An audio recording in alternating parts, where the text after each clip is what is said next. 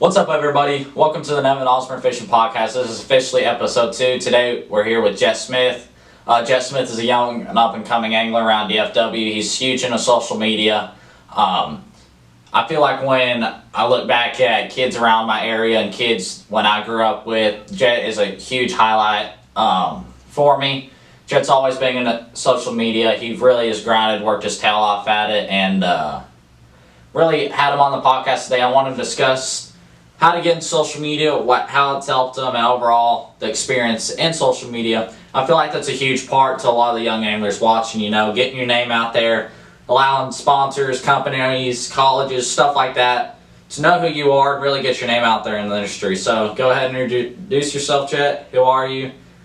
What are you about, man? Alright, I'm Jett Smith, mostly known as Jett Outdoors.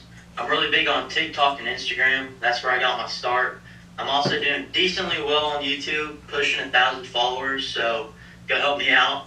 And I'm big on social media. I do a lot of tips and tricks for bass fishing, also B-roll, stuff like that, just scenery, overall content, anything about fishing and stuff like that. So, yeah.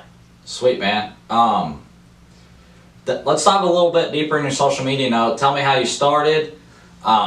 What do you think about it? Everything like that. Alright. So I started 2 years ago on Instagram. It was technically a birthday present, which is kind of dumb. But so I started on Instagram, and right away I had the name in my head from doing YouTube before, Jett Outdoors. Started my brand on Instagram and started just grinding reels, posts, stuff like that, doing fishing tips and sharing my fishing journey. And then later on I got on TikTok and I just started doing the same thing and it popped off. I had several videos over 1 million views and a couple over 50,000 views. So over there it's popping off real good. It's dying a little bit right now, but we're doing really good over there. That's sweet, man. Yep. I can't tell you all how many. Every time it feels like I open a social media, Jett Outdoors is either on my TikTok, Instagram. He's always on something. And all his videos always have a bunch of likes. He's always doing good out there. He's posted a bunch of tips and tricks. If y'all are interested in that, highly go recommend check him out. Tell me, what do you think about social media and how it's helped you throughout the fishing industry? Do you feel like it's helped you? Do you think that you would be where you're at today without it? How would you think about that? So social media has been a huge role in my fishing career. Unfortunately, I do not own a boat right now, so it's my only source of getting my name out there and showing people and companies what I can do and what I like to do. So it's played a huge role. I love it. I think any up-and-coming angler or seasoned angler that still wants their name to get out there, I highly recommend doing it, even if it's just one video or one post a week. Just get your name out there and create a brand, high quality content, and just start. That's all you can do. Right. Just start, get your name out there, go ahead, put your foot in, just really get bigger as much as you can. I think that's what helped me as well as Jett so far. Really get our names out there. Social media, it's free. It's free. All you need is a camera on your phone and just download that and you get going. And it's really just grinding day in and day out, just putting your head down, really grinding, focusing on it, doing the right things on social media, make sure you're giving out a positive influence, really trying to be don't be negative, be positive, post tips, help people, be a spotlight for younger anglers or just people in general in the fishing industry. I think that's what Jett excels in so much. He's huge into the tips, he's huge into helping people, he's always been nice to everybody I've known. He's just an awesome dude. And Jett also fishes high school. He fishes under THSBA, and I believe he's going to try to fish Texas Bass Nation. Am I right? Yeah, hopefully. Yeah, so why don't you dive into a little bit of that? I know you fished your freshman season last year. Tell us how that went and what you thought about it. So my first season and first tournament ever was freshman year. THSBA, I believe. We started on Ray Roberts, if I'm not mistaken, and that's where our first tournament is this year. Freshman year was rough. I think I caught like 3 fish the entire season, Oh, yeah. and didn't weigh in one time. But it was a huge learning experience, just being out there and learning the difference between creek and pond fishing and lake fishing. Big difference. They Right. can be sort of the same thing, but big difference. So that was a big thing. But coming into sophomore year, I had a lot more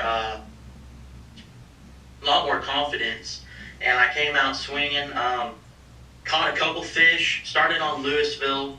Caught a ton of fish, just not big enough. Luckily, I caught that one lucky one. Weighed in. It was only like 2 pounds, something like that, but weighed in. And then we had a couple bumps in the road in the mid-season. And then last tournament, I did really well. Finished 16th. 10 pounds on Louisville again. I don't know how, but I just find those fish on Louisville, and a lot of people don't. So, yeah, the fishing, there's a cove out there, and I found them. Just simply found them. That's all you can do. Found 'em. Just found the fish, got amongst them. That's what you'd say.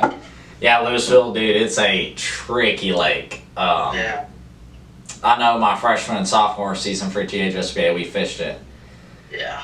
That's a tough lake, man. It's tricky, but It if you is. find those good spots, I'm not going to say exactly what it is, but it's this one strip with certain underwater structure, and it's prime for that spawn season. That's awesome, dude. That is awesome. Tell me what you're thinking about next year. Like, what's your schedule looking like? What tournaments you're gonna think? Like, what do you think you're gonna do on social media? Just overall looking at the future, what are you thinking about for next season? So this year, I want it to be my biggest year yet, so I'm going to really try to put my head down. Finally got my driver's license, so I'll be pond hopping. I'm going out to Ray Roberts this weekend with my partner this year, and our schedule's looking really well. We start off on Ray Roberts September 14th, and then we go up to Texoma in October. Looking forward to that. Somehow, every year, I miss Texoma. Something's come up, so Right. looking forward to that. And then we skip February, or November, January, February, come out at March, and then, March. January, February, March, and then we're going back to Louisville, I think. If not, it will be Eagle Mountain and Richland Chambers. Never fished Richland Chambers, so that'll be interesting. But it's looking real good. I like the new schedule changes for THSBA. And yeah, for social media, just putting my head down, grinding, getting as much content out as possible, and just going from there. Right. That's overall my deal. I'm gonna just, like right now I'm filming in my dorm over at LSU Shreveport. I'm just gonna try to film as much content as I can, try to hop in as many college tournaments, and just continue on the MLF Toyota series as much as I can. And I'm gonna do the boater deal next year, so really gonna be putting my head down and grinding. But I mean, that looks like a decent schedule. Louisville is really off or on. You can get on them, you're on them. Eagle Mountain, though, is a truly special place. Yeah. And it's at a good time of year. It's early March. Oh, yeah. Bigs are going to be caught. Biggins are going to be caught. That is a fun lake to fish. And then Texoma in October, you kind of like Noah last episode, there's some giant smallmouth in there. And October, that fall and winter, is a great opportunity to catch them. Going all the way into late February, early March, giant smallmouth are caught out of there, and I bet a giant smallmouth will probably be caught in y'all's tournament, honestly. Yeah, I feel like smallmouth are going to play a big role in that tournament. Oh yeah, especially being on Texoma. That lake really thrives. It has a great largemouth population, no doubt, but recently in the last 2 to 3 years, that smallmouth population's really been going on. There's been a lot of really good bags, 15 to 20 pound bags of smallmouth on Texoma. So I really feel like whoever could find that deal would be good, but there's some little knickknacks that you can find, some 5, 6, 7, all the way up to 8 pound largemouth on Texoma. It's a clear body of water. I feel like you really, you can't hone in on certain things on Texoma. When I've fished there in the past, it's really been just junk fishing, really hopping here to here to here. Feel like on Texoma, spook also is just killer. In the fall, throwing a big spook out there, throwing a glide bait, really getting after it is a really fun deal. But Yeah, man. What do you think about future? Like, after high school, what are you thinking on? Are you going to try to hop in MLF, Bassmaster, continue on social media, try to be like the Guggen Squad on YouTube? What are you thinking, man? I'm gonna try to go pro. I want to hop on the MLF circuit. I'm gonna hopefully hop on this year for Toyota Series Co-Angler and just keep grinding away at that every year. I really like the MLF format and their stuff, so I really want to go for them. And I'll always do social media, whether it's fishing or not, just doing social media jobs. I've done them in the past, done pretty well, so I'll probably stick with it. Right. Social media is just overall future, man. There's just so much going on in social media right now that I feel like a lot of guys at this point are just making a full-time living off of social media. Even with or without tournament wins, there's a lot of guys just doing social media and doing excellent. Yeah. And there's some guys, honestly, on social media that have way bigger names than a lot of the big-time pros now. So I feel like if you go that route, you'd be just fine. And I feel like if you're doing both at the same time, like you said, the MLF, and with your camera work experience, your editing experience, and all your social media experience, I feel like you'll take off. I feel like just rocket ship straight up. Alright, so the camera just shut off a couple minutes ago, and now my phone shut off for some reason. We're back at it again. So I know social media, I constantly seen you have a bunch of sponsors, am I right? Like you're getting sponsors and everything? Yes, sir. So tell me how your social media has helped you gain those sponsors and how you've gained those connections throughout your social media and everything like that, man. And how the kids watching this and the people watching this could use their social media to help reach out to companies and help them propel them in the industry, get sponsors and companies interested in stuff like that, man. So when it comes to social media, it's all about getting your name out, letting people know your name and respect your name. Always be positive, never bash companies. When it comes against sponsors, never bash companies, never badmouth them anything, because you never know what's around the corner and who's looking at you. When it comes to social media and my sponsors, my biggest thing is, and what sponsors look for, is an ROI or return on investment. So if you can give them something, they'll give you something. So it's a mutual exchange. And yeah, companies these days, they really want to see your name out there constantly and having a good, just having a good name for yourself and respecting their brand and marketing their brand to the right people and a lot of people.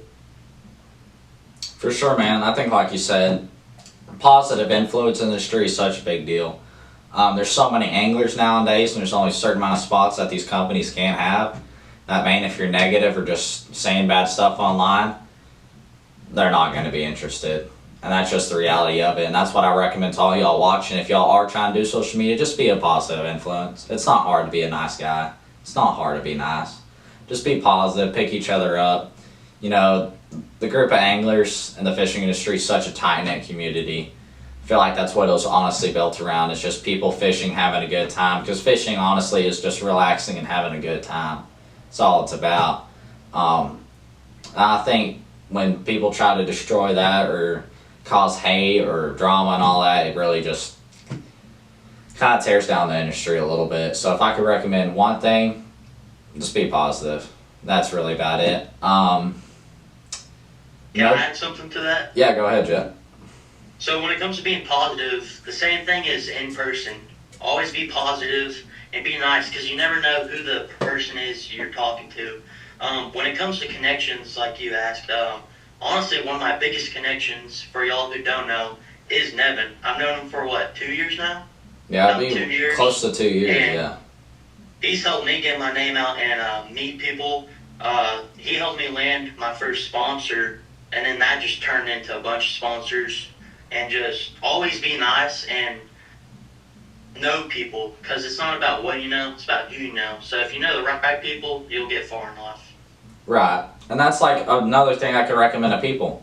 Just shake hands. Like, it seems simple, but truly just shake hands. If you're at a tournament, if you're at the Classic, ICAST, a fishing show, shake somebody's hand. You never know who you're going to shake hands with or bump into. You never know. It's just meeting new people, getting those connections. It's a huge deal. Because you might be at, like, let's say if you're just at the Classic, chilling, you might be eating a hot dog at the concession stand or whatever, goofing off, I don't know. And you sit at a table, you might be sitting at the table with the owner of Bass Pro, or the owner of Garmin, or, you know, just like give an example like that. You never know who you're going to be around.